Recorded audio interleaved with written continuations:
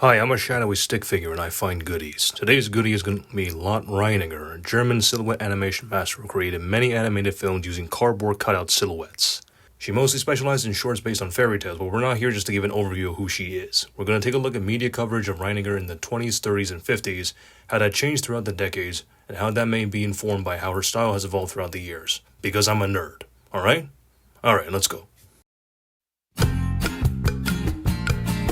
Now, if you've ever looked back at how film journals and magazines in the 1920s and 30s represented Miss Reiniger and her work, her animations are generally spoken highly of, but you'll also notice that, by and large, they consistently situate her in relation to pre-existing styles of art and in relation to her many collaborators.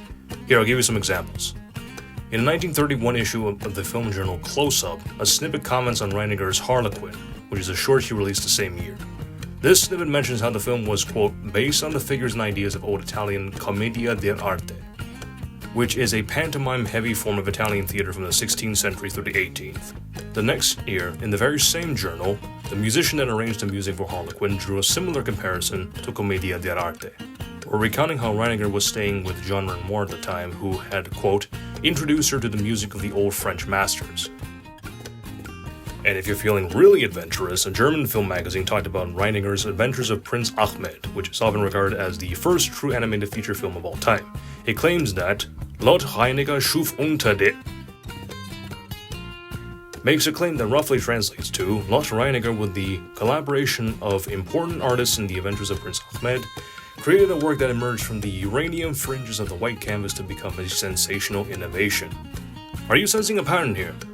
These documents pretty much always present Reiniger in relation to some other art movement or her collaborators. Granted, her early collaborations with people like Renoir and contemporary musicians like Wolfgang Zeller were much more well documented, meaning cooperation with other people was more of a theme in her early career. But still, if you want to get really nasty with the wording, she's pretty much always presented in the shadow of something bigger. Get it? Shadow? Because she's a silhouette animator? Somebody please end me. But once you start looking at written material on her work in the 50s, things change a bit.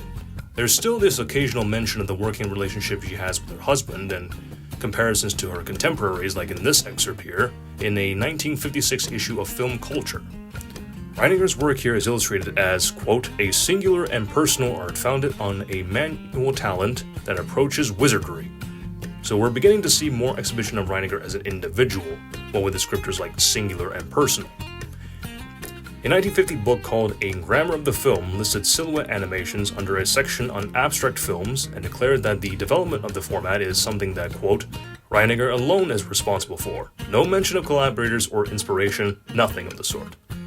Last thing, a book in 1960 documented the appearance of artists that supposedly attempted to imitate Reiniger's style of filmmaking. Poorly. Yes, this is talking about her in relation to other entities, but not in the sense that she's fully subordinate to these entities. In fact, it's really the other way around. So what's responsible for this shift in verbal documentation? Is it just because Reiniger collaborated with less people? Is it because she just got better at what she does? Well, like I talked about before, her collaborations early in her career were more documented. But if you look into how her animation has changed from the 20s to the 50s, you'll notice some features that are lost and some features that are gained that help give her characters a bit more individuality. I, for one, would argue that by allowing her characters to gain an extra layer of individuality, this helped contribute to the press's presentation of Reiniger herself as more of an individual. So, we're going to quickly dive into a couple of her actual animations. Since she was mostly inactive in the 1940s, anything before that decade will be considered old school work, and anything after that will be considered new. Now, one of the first features that you'll notice that disappears in her more modern work is actual facial features on select characters. These are very prevalent in Cinderella, Harlequin, and the Adventures of Prince Ahmed. The characters that are blessed or cursed, depending on your perspective, with these expressions, they waggle their tongues, they get actual lip movement, and they roll their eyes vigorously, like Homer Simpson at a college statistics class. You don't really get much of that in her work in the early 50s. Now, I know what you might be thinking.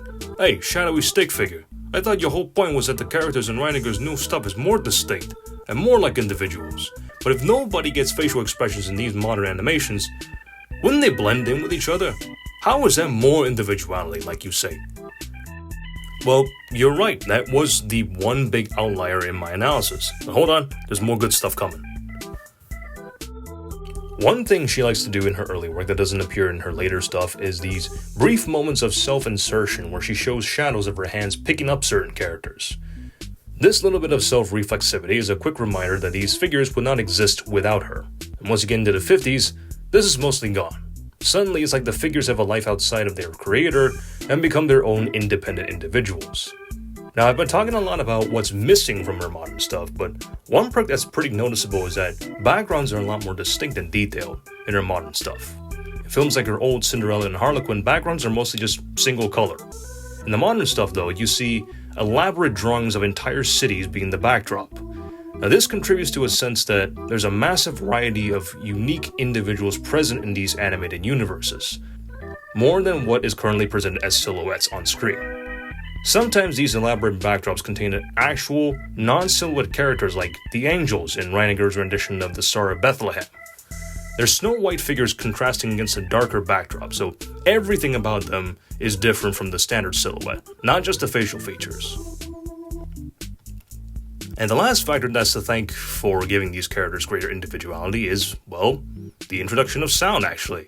Reiniger's work in the 50s come with these extended narrations. Once upon a time in a beautiful castle lived a king and a queen who were very happy because a baby princess had just been born to them. And dialogue. This is my gift for beauty.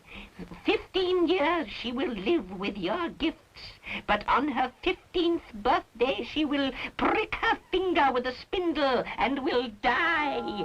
With varying voices that accentuate this idea of distinct individuals. Be he alive or be he dead, I'll grind his bones to make my bread. You can interpret this use of sound as a trade-off for the lack of more fleshed-out facial features. Gotta distinguish the characters in some way. Now, all of this culminates in what is, in my personal opinion, a body of animation that showcases the unique qualities of his characters more than their predecessors. The characters of her work in the 50s, they're more independent from their creator, their overall physical forms are more elaborate and distinguishable, and many of them maintain their own voices with the inclusion of sound. When trying to answer this question of why journalists and scholars change how they presented Reiniger on paper, it is important to consider the changes in how frequently she collaborated with others, but it's also worth noting how it's, at least partially, very likely due to a metamorphosis on the animated character's part. It's by allowing these cardboard cutouts to display a greater level of individuality that Reiniger is able to be presented in a similar way. But hey, that's just a theory. Jesus H. Christ, who wrote this stupid script?